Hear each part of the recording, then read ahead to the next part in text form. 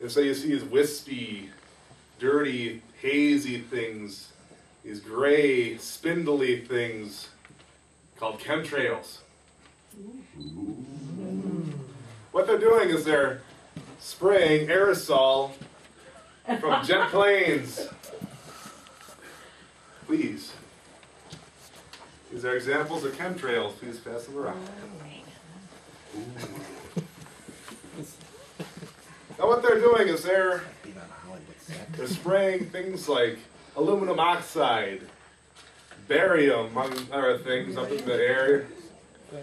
And the way you can tell a chemtrail from a usual contrail is, a contrail is very short. It's only about 20 or so plane lengths and it evaporates. But a chemtrail streams from one horizon to the other.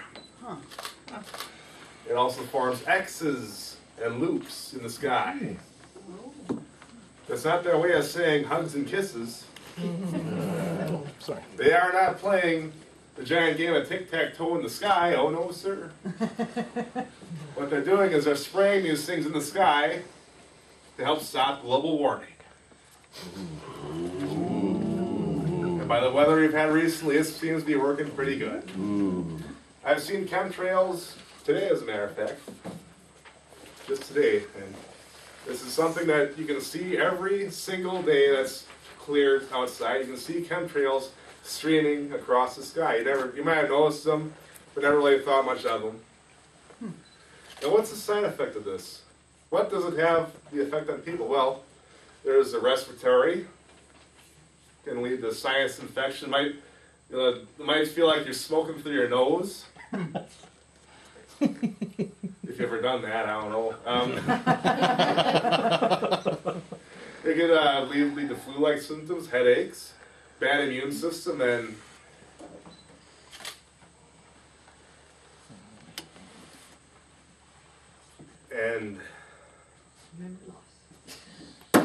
memory loss. There you go. All right. Sun coming. Oh my. Now, there's another effect too. There's also the effect of the pH in the soil. What happens when you spray millions of pounds of these chemicals in the sky? It eventually does come down, and it does affect the soil. And the pH is very critical, because if the pH gets too high, what happens is that there are certain species of plants just can't really grow too good. Like you'll see some pine trees dying off; their needles are turning brown. And this is very concerning, because in the past 80 years, America has lost about a third of its topsoil with our current agricultural system.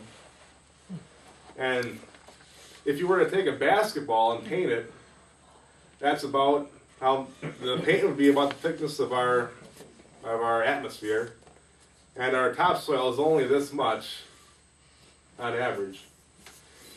And we can't trust people to be spraying chemicals into something that's that precious.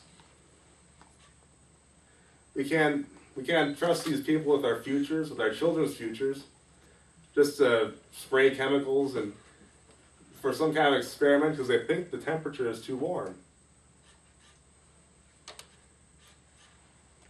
So hell-bent on reducing the temperature that Bill Gates himself even said that we must reduce the world population by 1 billion in order to stop global warming. Ooh, that's a great. He said he was going to get rid of spam 5 years ago, too. Get rid of spam 5 years ago? Sorry. Oh. And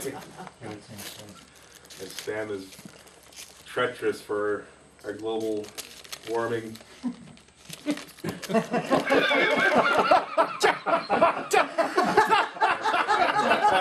It is. Yes, it is. But affects the memory too.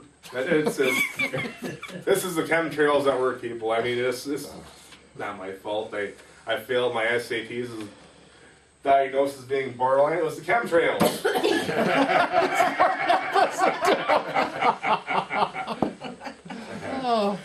But what is really interesting is that Monsanto is coming out with new the newest strain of seeds are made to grow in highly toxic environments. What they're doing is they're going to capitalize on the high pH levels, the high, barium, aluminum oxide in the environment, and they're going to build some seeds, and they're already selling them so that they thrive in toxic environments. Why is it that we have to take our cars in to be emission tested? They say we got to recycle. We can't fill our gas tanks up when it's a high ozone day or whatever it is. But they can fire up jet engines and just fly around in circles and spray chemicals all over the place. Doesn't make any sense. And the only thing that can stop these people is an informed public. Tell your friends, tell your family members. They're going to look like you're crazy. But hey, I think we all are just a little bit these days. I'm Andy Bolton. Thank you very much.